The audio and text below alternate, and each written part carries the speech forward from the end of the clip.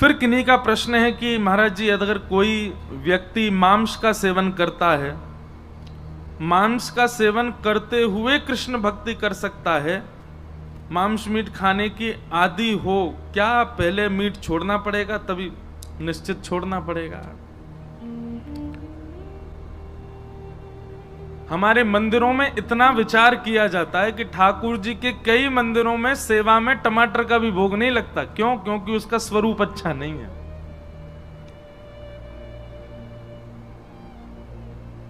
हमारे वल्लभ कुल संप्रदाय में सारे राग गाए जाते हैं, पर वल्लभ कुल में दरबारी राग नहीं गाया जाता। क्यों? क्योंकि दरबारी राग राजाओं के यहां गाया जाता था, दरबारों में गाया जाता है। इतना सूक्ष्म विचार करते हैं ठाकुर जी के प्रस्तुति में, सेवा में, भोग में, सामग्री में, सब चीज में इतना भाव रखा जाता है, तो फिर मानव शुद्ध क्यों ना हो? अरे कोई मांस भक्षण करता है तो निश्चित है उसके चित्त में कहीं ना कहीं क्रूर स्वभाव विद्यमान है, और क्रूर स्वभाव राक्षस का होता है, और राक्षस कभी ठाकुर जी को प्राप्त नहीं कर सकते। और एक बात हमारी बहुत ध्यान से सुनिए, किसी को पाने के लिए कुछ त्यागना पड़ता है। प्रेम का यह स्वरूप है। सर्वगुण संपन्न होकर के और सारी व्यवस्थाओं में रह करके अगर आप किसी को पाना चाह रहे हो तो वो प्रेम नहीं है। प्रेम में तो कुछ ना कुछ त्याग किया जाता है, तभी मिलता है। मैं कथाओं में कहा करता हूं कि जब ब्याह होता है तो पति अपनी पत्नी के अनुसार कई त्याग करता है जीवन में, कि भाई उसको ये प्रिय नहीं तो मैं ऐसा ना करूं। पत्नी अपने पति के लिए त्याग करती है, और पति पत्नी एक दूसरे के लिए ना भी करें तो पति पत्नी अपने बच्चों के लिए त्याग करते हैं, बच्चे माता पिता के लिए त्याग करते हैं। मांस तो बहुत ऊंची कोटि की बात हो गई, यहां तो प्याज लहसुन तक का त्याग कर देते हैं। अरे हमारे यहां तो शास्त्रों में इतना भी वर्णन है कि ठाकुर जी को भोग लगाने के बाद जब आप पाओ और आपको तब अनुभव हो कि भाई सब्जी में तो नमक ही कम रह गया और दाल में तो मिर्च ज्यादा पड़ गई, तो उसके बाद यदि आप सुधार कर रहे हो तो भी अपराध माना जाएगा। ठाकुर जी ने जैसो पायो वैसे ही पाओ, उसको सुधारो नहीं। उसमें ऊपर से नमक नींबू, अब लोग चटपने के लिए सब करते हैं, पर ठाकुर जी को जैसी वस्तु धराई गई वैसी स्वीकार। और रही बात ये जो जिनका भी ये प्रश्न है, भगवान करे कि कम से कम ये ब्रजवासी तो नहीं हो जो ये मांस खा रहे हैं। नहीं, प्रश्न करने वाले तो ब्रजवासी लग रहे हैं, क्योंकि उन्होंने ऊपर ही लिखा महाराज जी श्री राधे श्री हरिवंश, तो वो तो अच्छे ही होंगे। पर जिनके लिए भी ये प्रश्न कर रहे हैं वो निश्चित है कि भगवान करे कि वो ब्रजवासी ना हो, क्योंकि ब्रजवासी होते हुए अगर मांस भक्षण कर रहे हैं तो ये तो बहुत बड़े दुर्भाग्य की बात है।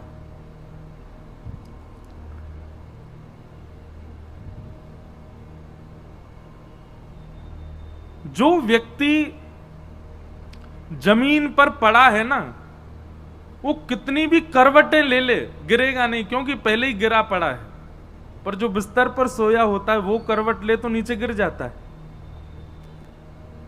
हम सब ब्रजवासी हैं, हमारो जन्म ब्रज में भयो, मतलब पहले ही हमको बिस्तर मिल गयो है। अब अगर हम कोई अपराध करेंगे तो ऐसे गिरेंगे, चोट और लगेगी। बाहर का व्यक्ति कुछ भी करे उसको इतने अपराध नहीं लगेंगे, पर हम अगर कोई चूक करते हैं ना तो हमको अपराध निश्चित है, लगेगा ही लगेगा। और तीसरी बात, मांस भक्षण करने वाला व्यक्ति निश्चित रूप से तामसी स्वभाव का होगा ही होगा। उसके बौद्धिक विचार, उसके मानसिक विचार, अरे जो इतना नहीं कर पा रहा कि मैं किसी जीव को नहीं खाऊं, जीव के प्रति दया का भाव नहीं, वो ठाकुर जी की सेवा कैसे कर सकता है? मांस भक्षण करने वाला व्यक्ति ठाकुर जी की आराधना केवल अपने सुख के लिए करता होगा, संपत्ति के लिए करता होगा, अपनी कोई चाह के लिए करता होगा। स्वच्छंद प्रेम लक्षणा भक्ति का स्वरूप मांस भक्षी जीव कर ही नहीं सकता। कितना सुख लग रहा है कूलर बंद हो गए तो, है? ऐसा लग रहा हो कि बंद ही रहे। आवाज कम, यहां वाले इनको तो चल लो अभी, क्योंकि आवाज थोड़ी कम हो गई ना, हमको थोड़ा जोर लगा के बोलना पड़ रहा है, लेकिन ठीक है। तो मांस भक्षण के बाद आप ठाकुर जी की सेवा आराधना नहीं कर सकते। अच्छा, एक बात और है, हम ऐसा कहते हैं कथा में अगर लाइट चली जाए तो समझ जाओ कि ठाकुर जी आए हैं। क्यों? ठाकुर जी को तेज इतनो है कि ठाकुर जी के तेज को ये सहन नहीं कर पाए, हमारे बंद रह गए। तो कहीं ना कहीं कुछ ना कुछ, ठाकुर जी नहीं तो कोई सखी आई होंगी, कोई वृंदावन के कोई आचार्य आए होंगे, कोई तो आए हैं, तभी ये जो फ्लक्चुएशन हो, कभी लाइट कट जाए, कभी कुछ हो जाए। तो हम तो कथा में यही मानते हैं कि ठाकुर जी कोई निधि आई कथा में। तो मांस भक्षण करने वाला व्यक्ति, और उसमें भी आपने कहा कृष्ण भक्ति तो बिल्कुल ही नहीं कर पाएगा। वो पूजा कर सकता है, भक्ति नहीं कर पाएगा। उसका स्वभाव, उसका स्वरूप, और ऐसी कैसी कृष्ण भक्ति कर रहा है कि कृष्ण भक्ति करने के बाद भी उसके चित्त से मांस सेवन की इच्छा ना नष्ट हो। अरे महाराज, कृष्ण भक्ति तो ऐसी है कि वो पहनना ओढ़ना भी छुड़वा देती है। कृष्ण भक्ति तो ऐसी है, रातों की नींद उड़ा देती है। कृष्ण भक्ति तो ऐसी है कि जीव के चटोरेपन, नेत्रों के दर्शन, कानों के सुंदर संगीत सुनने की इच्छा, ये सब धीरे धीरे सम होती चली जाती है। कृष्ण भक्ति हमारे जीवन में आई है, इसका प्रमाण क्या है? आप अंतर्मुखी होते चले जाओगे। बाहरी संसार की योजनाएं, बाहरी संसार की वस्तुओं में ज्यादा मन नहीं लगेगा आपका। मांस भक्षण तो राम राम राम, ये तो बहुत दूर की बात है। ये कैसे हो सकता है? इसलिए अगर कोई ऐसे व्यक्ति हैं जो मांस भक्षण करते हैं और ठाकुर जी की आराधना करना चाहते हैं, उनसे कहो सबसे पहले तो तामसी वस्तु का त्याग करें। ठाकुर जी को स्वीकार नहीं है। अब कथाएं भी आती हैं, कई सदन कसाई की कथा आती है। एक भक्त की और मैं कथा सुनाया करता हूं, वो भी मांस भक्षी तो था, पर गुरु कृपा से, संत जनों की कृपा से, वैष्णवों की कृपा से कृष्ण मिल गए। पर जब कृष्ण मिले, जब भक्ति में आए तो सब छोड़ दिया, सब त्याग दिया। कथा के बीच में क्रम बनेगा तो मैं सुनाऊंगा उनकी कथा। मांस छोड़ना जरूरी है, बहुत ज्यादा जरूरी है। तामसी वस्तु, देखो प्याज लहसुन खाने से तो फिर भी पाप कम लगता नहीं है वैसे तो, लेकिन मांस खाने से तो पाप ही लग जाता है। आपने किसी जीव को खा लिया, कैसे स्वीकार्य हो जाएगी ये बात? तो इसलिए कम से कम कृष्ण भक्ति का चित्त में यदि भावना उत्पन्न हो रही है कि हम कृष्ण भक्त बने, तो मांस तो त्यागना पड़ेगा, और धीरे धीरे तामसी हर वस्तु का त्याग करना पड़ेगा। फिर अगला प्रश्न किन्हीं का है। कल आपने कथा में कहा था कि भागवत जी का अशुद्ध उच्चारण ठाकुर जी को कष्ट देता है। तो हमको संस्कृत नहीं आती तो हम क्या भागवत जी नहीं पढ़ सकते? तत्श्रृण्वन प्रपठन विचारण परो भक्त्या विमुच्चेन नरः। बहुत ध्यान से सुनिएगा। जिनको संस्कृत का बोध नहीं है उनके लिए कथा में दो आज्ञा, सुनो, तीन आज्ञा, सुनो, विचार करो, और हिंदी अनुवादित जो भागवत जी हैं जिसमें हिंदी अर्थ है उसको पढ़ो। उसको आप पढ़ सकते हैं, पर संस्कृत श्लोक का उच्चारण करो तो फिर तो गुरुमुख होकर के, गुरुजनों से आज्ञा लेकर के शुद्ध ही करो। नहीं तो भागवत जी के पाठ से भी ज्यादा लाभदायी होती है भागवत जी का श्रवण, और श्रवण से भी ज्यादा लाभदायी होता है जो सुना उसका निरध्यासन, उसका विचार, उसका चिंतन। एक बात बताएं, आपने भोजन किया, तो भोजन के बाद में ऐसी शास्त्रों की आज्ञा है कि भोजनांते शतपदम गच्छेत, भोजन के बाद में 100 कदम तो कम से कम चलना चाहिए उस भोजन को पचाने के लिए। भोजन हम कितनी देर में कर लेते हैं? ज्यादा से ज्यादा 8 मिनट में हमारा भोजन संपन्न हो जाता है। 8 मिनट के भोजन के पश्चात 100 कदम चलने की आज्ञा करते हैं। 4 घंटे का आप लोग भोजन कर रहे हो, एक प्रकार से ज्ञान को ग्रहण कर रहे हो, तो इसके बाद में कितनी देर आपको पचाने के लिए चाहिए होना चाहिए? एक दिन की कथा 4 घंटा आपने ज्ञान ग्रहण किया, कम से कम उसका कम से कम नहीं तो 5 से 6 घंटे का चिंतन होना चाहिए। आज एक एक वाक्य जो भी व्यासपीठ से महाराज जी कह रहे थे, उसका क्या अर्थ निकलेगा, उसका क्या भाव बनेगा, उसके पीछे उद्देश्य क्या है, उसका चिंतन करो। चिंतन यदि नहीं होगा ना, तो आप जीवन में उतार नहीं पाओगे, सुनने तक सीमित रह जाएगी बात। तो इसलिए अगर आप पाठ नहीं कर सकते संस्कृत में, तो कथा सुनो, कथा का चिंतन करो। और पाठ करने का बहुत ही मन है तो फिर हिंदी अनुवादित पढ़ो, लेकिन वो पाठ नहीं माना जाएगा, वो केवल और केवल सामान्य अध्ययन स्वाध्याय माना जाएगा। फिर आपने दूसरा प्रश्न किया कि आत्म राम जी ने भागवत का अध्ययन प्रथम स्कंद के बजाय दसम स्कंद से क्यों? आत्म राम जी नहीं है, वो आत्मदेव जी हैं। श्रीमद् भागवत के महात्म जो कथा आती है वो आत्मदेव जी, आत्मराम नहीं है। उन्होंने दसम स्कंद से पाठ प्रारंभ किया, दसम, एकादश, द्वादश, और फिर उसके बाद में पुनः 1 से प्रारंभ करके 10 तक, ऐसा उन्होंने पाठ किया, ऐसा भागवत जी में वर्णन है। क्यों किया? क्योंकि आत्मदेव जी का मन बहुत व्यथित था अपने पुत्र को लेकर के, और व्यथित हृदय की वजह से वो उस समय ऐसा कुछ चाह रहे थे जिससे कि उनके चित्त को परम शांति मिले, परम सुख की प्राप्ति हो।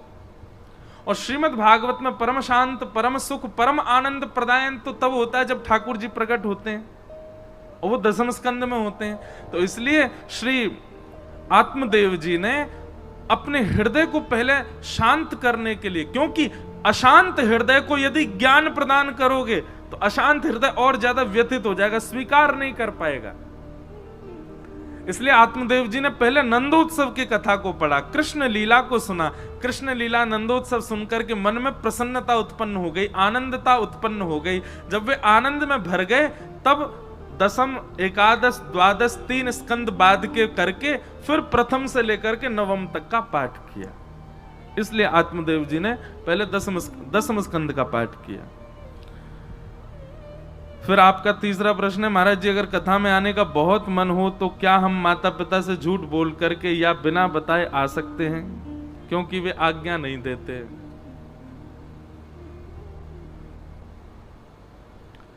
झूठ बोल करके पीने जाओ, उससे अच्छा तो झूठ बोल के कथा सुनने आ जाओ। झूठ बोल करके खाने जाओ, झूठ बोल करके डोलवे जाओ, उससे अच्छा तो कथा में आ जाओ। अच्छा एक बात बताएं, भक्त को कैसा होना चाहिए? जैसा एक व्यसनी व्यक्ति व्यसन के लिए होता है ना, ऐसा ही भक्त को ठाकुर जी के लिए होना चाहिए। व्यसनी व्यक्ति केवल बहाने ढूंढता है व्यसन भोगने के। किसी को पीने में बहुत सुख मिलता है तो वो बस बहाने ही ढूंढेगा कि कैसे भी पीऊं, दुखी हूं तो पीऊं, सुखी हूं तो पीऊं, शादी है तो पीऊं, बेचारा एक मित्र बेचारा पधार गया तो पीऊं, हार गया तो पीऊं, जीत गया तो पीऊं। ऐसे ही मानव को भी होना चाहिए, व्यसन की तरह भक्ति करे, चाहे कुछ हो जाए, कैसे भी भक्ति करें, लेकिन प्रयास करो, धीरे धीरे माता पिता रीझें। अरे कुछ गलत थोड़ी कर रहे हो आप। लेकिन आजकल मैं तो इतने युवा बालकों से मिलता हूं, मुझे इतनी चिंता होती है कभी कभी कि भैया हमारी कथा से इतने सारे युवा भक्ति मार्ग में आ तो रहे, पर अब माता पिता बड़े चिंतित हैं उनके। कई जगह जाता हूं, लगभग हर कथा में एक माता पिता की शिकायत होती, महाराज जी आप थोड़ी कथा ना ज्यादा भक्ति भाव वाली मत किया करो, क्यों हमारे बच्चे ऐसे हो गए, पूर्ण भक्त हो गए, और इनसे कहो ये ज्यादा ही भक्ति में आ गए। मैंने कहा अरे शुक्र मनाओ, पी करके कहीं पड़े तो नहीं है। शुक्र मनाओ, कुछ गलत खाते तो नहीं है, गलत व्यवहार तो नहीं करते, किसी के साथ छल तो नहीं कर रहे, कपट तो नहीं कर रहे, किसी का बुरा तो नहीं कर रहे, किसी के हक का खा तो नहीं रहे, किसी से झूठ तो नहीं बोल रहे, किसी के हृदय के साथ में खिलवाड़ तो नहीं कर रहे। जिन चीजों से मानव को चिंता होनी चाहिए उसकी चिंता तो नहीं है। इस बात की चिंता है कि ये भक्त हो गए, अब कैसे होगा।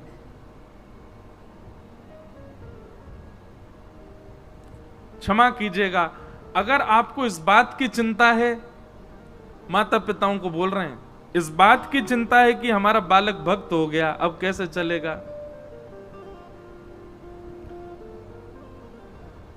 तो निश्चित ही आपके ऊपर कलयुग का बहुत बड़ा प्रभाव है। इसीलिए ऐसी सुगम स्थिति में भी आपको अपने बालक की चिंता कैसे हो सकती है।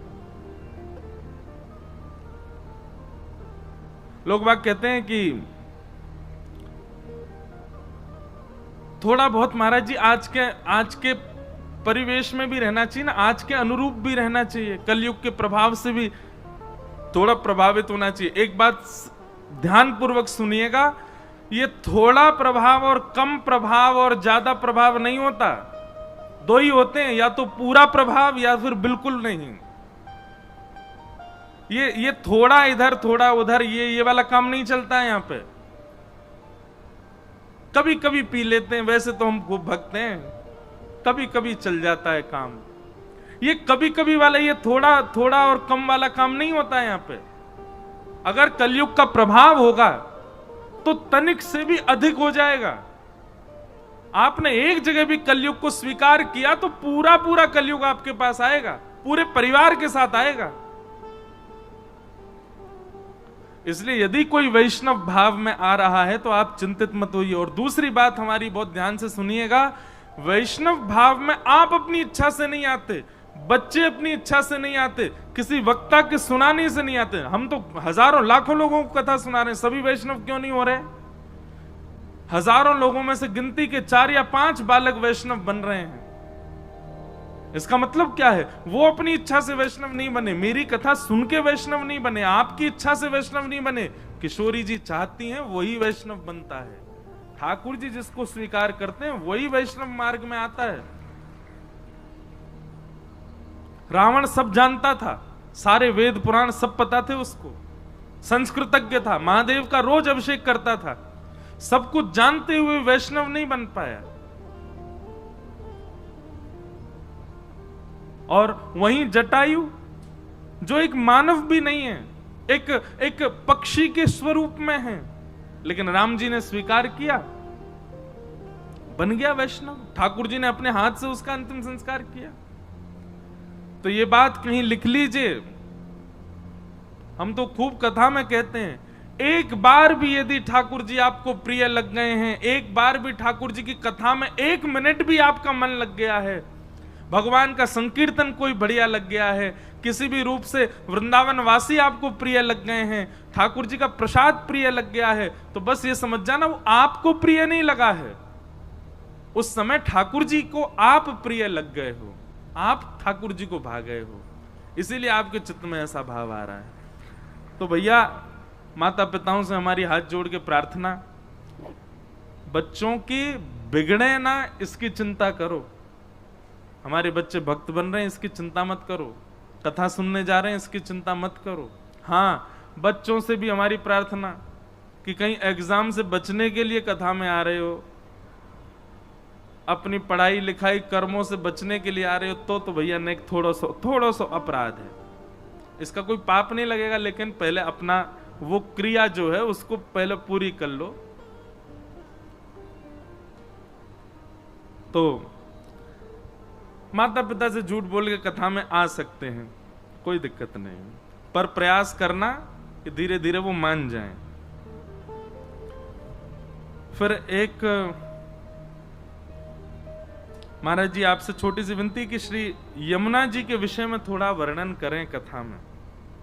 निश्चित करेंगे, यमुना जी का जब भाव आएगा तो फिर यमुना जी के बारे में खूब सुंदर व्याख्या करने का प्रयास करेंगे, जो जो हमारे आचार्य चरणों ने वर्णन की है। फिर किन्हीं का प्रश्न है कि भगवान ने अर्जुन को ही अपना सखा क्यों चुना, युधिष्ठिर धर्मराज हैं, भीष्म पितामह ज्ञानी हैं, सूरवीर थे, नकुल सहदेव और बाकी भीम भी सब योग्य थे, पर अर्जुन को ही क्यों चुना? आज बताएंगे कथा में, आज महाभारत का प्रसंग आएगा कथा में, तब इस बात को हम सुनाएंगे कि भगवान ने अर्जुन को ही क्यों स्वीकार किया।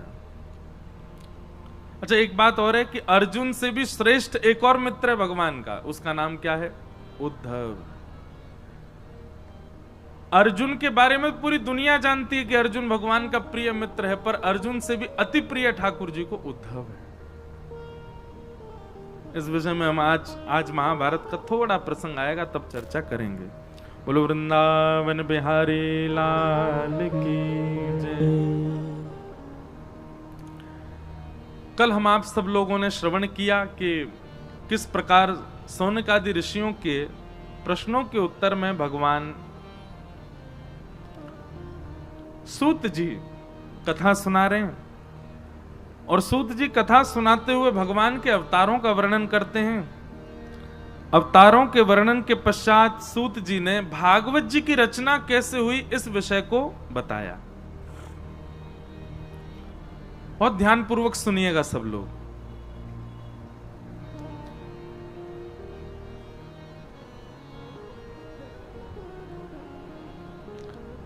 वेदव्यास जी महाराज ने अनेक पुराण लिखे, 4 वेद लिखे, महाभारत जैसा इतिहास लिखा, लेकिन ये सब लिखने के पीछे एक ही उद्देश्य था, मेरा और आप सबका कल्याण। लेकिन इतना लिखने के बाद भी वेदव्यास जी के चित्त को प्रसन्नता नहीं थी कि मैंने जो लिखा है वो उचित है। तब वेदव्यास जी महाराज विचार करने लगे, मैं क्या लिखूं, ऐसा क्या वर्णन करूं जिससे मेरे मन में ऐसी भावना आए कि हां, इससे मानव कल्याण होगा। जैसे गोस्वामी तुलसीदास जी महाराज मानस में लिखते हैं, मैंने मानस जी की रचना किस लिए की? बोले स्वांतः सुखाय तुलसी रघुनाथ गाथा, अपने सुख के लिए। क्योंकि यह बात निश्चित है, जब आप सार्वलौकिक सुख की बात करते हैं उस समय यदि आप अपनी क्रिया से स्वयं प्रसन्न नहीं हो तो सार्वलौकिक प्रसन्नता नहीं हो सकती, सर्वजन्य प्रसन्नता नहीं हो सकती। अब जैसे सामान्य सी बात है, माताएं बहनें यहां बहुत संख्या में बैठी हैं, जब आप प्रसाद बनाते हैं, भोग बनाते हैं घर में, यदि भोग बनाते समय आपका मन प्रसन्न नहीं है, मसाले कितने भी डाल लो, भोग स्वादिष्ट बनेगा नहीं। और यदि प्रसन्न भाव में आप प्रसाद बनाओगी, सामान्य सी खिचड़ी बनाओ, केवल नमक नींबू और सामान्य सी खिचड़ी बना दो, कोई ज्यादा मसाले नहीं, लेकिन खूब प्रसन्नता में बनाओ, खूब आनंद में बनाओ, 2 ही चीज होंगी, या तो बहुत अच्छी बनेगी या जल जाएगी। बहुत प्रसन्नता में 2 ही काम होते हैं, या तो बने ही नहीं पाएगी या फिर बहुत बढ़िया बनेगी। वेदव्यास जी महाराज रचनाएं तो कर रहे हैं मानव कल्याण के लिए, लेकिन अपनी रचना से स्वयं ही प्रसन्न नहीं थे। इतने सारे ग्रंथ, कितने ग्रंथ लिखे वेदव्यास जी ने? अनेक हैं, लेकिन कुछ सुनो। 17 उपपुराण, 17 महापुराण, 18 उपपुराण, ऋग्वेद, यजुर्वेद, सामवेद, अथर्ववेद, ये सब लिखते चले गए। महाभारत आदि ग्रंथ सब वेदव्यास जी ने लिखे, लेकिन मन को शांति नहीं थी। तब वहां नारद जी का आगमन हुआ, और नारद जी महाराज भ्रमण करते हुए आए, वेदव्यास जी से पूछा, आप क्यों इतने अशांत बैठे हैं, क्या बात है? तब नारद जी को बताया, देखो कितनी पोथी लिख दी मैंने, मेरा मन शांति ही नहीं हो रहा। जिनको भी अपनी क्रिया से, अपने कर्म से, अपने काम से, अपने स्वभाव से, अपनी दिनचर्या से, अपने जीवन से अशांति का अनुभव हो रहा हो, बहुत ध्यान से सुनना। नारद जी सूत्र बता रहे हैं। इतना सब कुछ लिख दिया फिर भी मेरा मन अशांत है। नारद जी महाराज बोले, क्षमा करना व्यास जी, आप बहुत विद्वान हैं, आपने जितने भी ग्रंथ लिखे उन ग्रंथों में सब कुछ वर्णन किया है, पर एक चीज की कमी है। क्या? बोले जैसे हलवाई बढ़िया कोई लड्डू बनावे, कोई खीर बनावे, दूध डाल दे, चावल डाल दे, उसमें केसर डाल दे, थोड़ी पीस करके इलायची डाल दे और सुगंधी के लिए गुलाब जल डाल दे, सब कुछ मिला दे, लेकिन शक्कर ना डाले तो मिठाई का कितना भी रूप सुंदर बना हो, नवरत्न डाल दिए हो, लेकिन शक्कर ना डाले तो वो मिठाई किस काम की। ऐसे ही सब्जी बन जाए लेकिन नमक ना डालें तो लवण विना बहु व्यंजन जैसे, भक्तिहीन नर सोह ही कैसे। बिना नमक के सब्जी का स्वाद नहीं होता, बिना शक्कर के मिठाई का स्वाद नहीं होता, वो मिठाई कहलाएगी नहीं फिर। ठीक वैसे ही वेद व्यास जी, आपने जितने भी ग्रंथ लिखे ना, सब में ज्ञान है, वैराग्य है, सब कूट कूट करके भरा है, पर एक वस्तु नहीं है। क्या? प्रेम। आपने प्रेम का वर्णन नहीं किया, क्योंकि आपके ग्रंथों को जब हम पढ़ते, बहुत ध्यान से सुनिएगा सब लोग, इधर देखो। नारद जी महाराज कह रहे हैं, आपके ग्रंथों को पढ़ने के बाद, आपके द्वारा लिखे गए भावों को सुनने के बाद भगवान के प्रति श्रद्धा होती है, भगवान के प्रति विश्वास होता है, भगवान की पूजा का मन होता है, आराधना का मन होता है, व्रत का मन होता है। पर आपके किसी भी ग्रंथ को पढ़ने के बाद ठाकुर जी से प्रेम नहीं होता। वो भगवान लगते हैं, वो परमात्मा लगते हैं, वो अपने नहीं लगते किसी भी ग्रंथ को देखने के बाद में। इसलिए प्रेम को प्रकट नहीं किया, आपका मन इसीलिए अशांत है। व्यास जी, यदि आप चाहते हैं कि आपके चित्त को शांति मिले, ठौर मिले, तो ऐसी कोई रचना करो जिसको सुनने के बाद, जिसको पढ़ने के बाद, जिसके अध्ययन के बाद सुनने पढ़ने वाला व्यक्ति, बोलने वाला व्यक्ति भगवान को भगवान ना मान करके, परमात्मा को परमात्मा ना मान करके अपना कोई माने, ये मेरे हैं, उनके प्रति प्रेम प्रकट करे। चार पुरुषार्थ होते हैं, धर्म, अर्थ, काम और मोक्ष।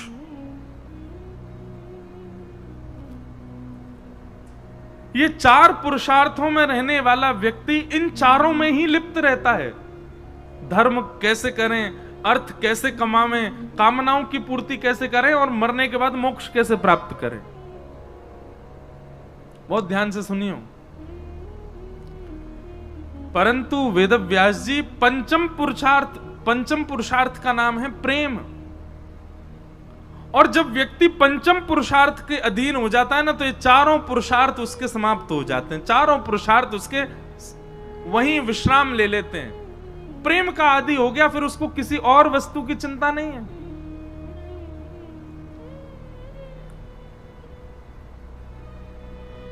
मीराबाई प्रेम की अधिकारी हो गई, और जब प्रेम के मार्ग में इतनी आगे बढ़ गई, तो उनके लिए फिर कोई नियम नहीं, उनके लिए कोई धर्म नहीं, उनके लिए कोई शास्त्र नहीं, उनके लिए किसी भी प्रकार का कोई आज्ञा नहीं थी। वो सब चीज से परे हो गई। अब देखा जाए तो माता पिता को छोड़ करके रहना, विवाह होने के बाद भी ससुराल से परे रहना, ये सब शास्त्र विरुद्ध है। लेकिन मीराबाई की प्रेम की स्थिति इतनी ऊंची पहुंच चुकी है कि अब उनके लिए कोई नियम नहीं है।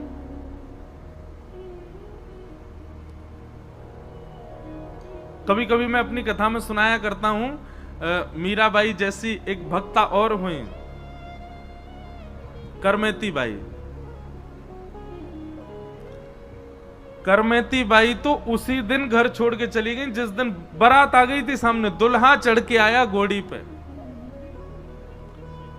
और जब उन्होंने अपने कक्ष में से अपने होने वाले पति को देखा, तो मन में विचार करने वाली, कृष्ण प्रेम दूर दूर तक नहीं है इसके जीवन में, मैं कैसे रहूंगी। उसी समय घर परिवार छोड़ करके चली गई। अब देखा जाए तो शास्त्र की माने तो यह महा अपराध था, ये जघन्य पाप है। माता पिता को पीड़ा दे करके गई, पूरे परिवार में, अरे पूरे समाज में माता पिता की क्या इज्जत रह गई। लेकिन करमेती बाई जब वृंदावन पहुंची तो स्थिति इतनी ऊंची थी मीरा करमेती बाई की, कि करमेती बाई के प्रसंग में एक भाव आता है कि जब उनको ढूंढने के लिए लोग लगाए गए तो उनसे छिपने के लिए, बचने के लिए करमेती बाई ने सोचा किसी वृक्ष पर चढ़ जाऊंगी तो भी ढूंढ लेंगे, कहीं पहाड़ों के पीछे जाऊंगी तो भी कहीं ना कहीं से खोज तो लेंगे, ऐसी कोई जगह जाऊं जहां कोई मुझे ना ढूंढे। दौड़ते दौड़ते उनको तभी दिखाई दिया एक मरा हुआ 3 दिन पुराना ऊंट। और ऊंट का शरीर खूब विशाल होता है, पेट भी खूब उसका 3 दिन से मरा हुआ था तो और ज्यादा फूल गया था उसका शरीर। आप विश्वास मानेंगे, करमेती बाई उस ऊंट के कंकाल के भीतर 3 दिन तक छुपी रही। और जब करमेती बाई वृंदावन आई ना, तो वृंदावन में जब उनकी थोड़ी ख्याति सी हो गई कि बहुत बड़ी भक्त हैं, तो संतों ने जाकर के करमेती बाई से पूछा, हमने सुना कि आप ऊंट के भीतर छिपके रही थी। बोले हाँ। आपको दुर्गंध नहीं आई? अरे कोई जीव छोटा सा भी मर जाए, उसकी दुर्गंध के कारण उस मार्ग से नहीं निकला जा सकता। आप एक मरे हुए ऊंट के भीतर 3 दिन तक कैसे रही? आपको दुर्गंध नहीं आई?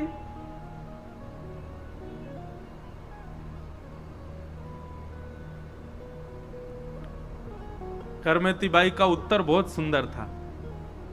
करमेती बाई कहती हैं, वो तो केवल एक जीव के हाड मांस के गल जाने पर सड़ जाने की दुर्गंध थी, उससे कई गुना ज्यादा दुर्गंध तो संसार के विषय में है।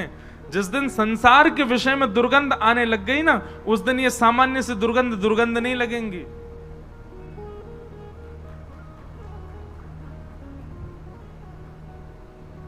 अभी संसार में हमको बहुत सुगंधी लगती है और छिड़की भी जा रही है पीछे।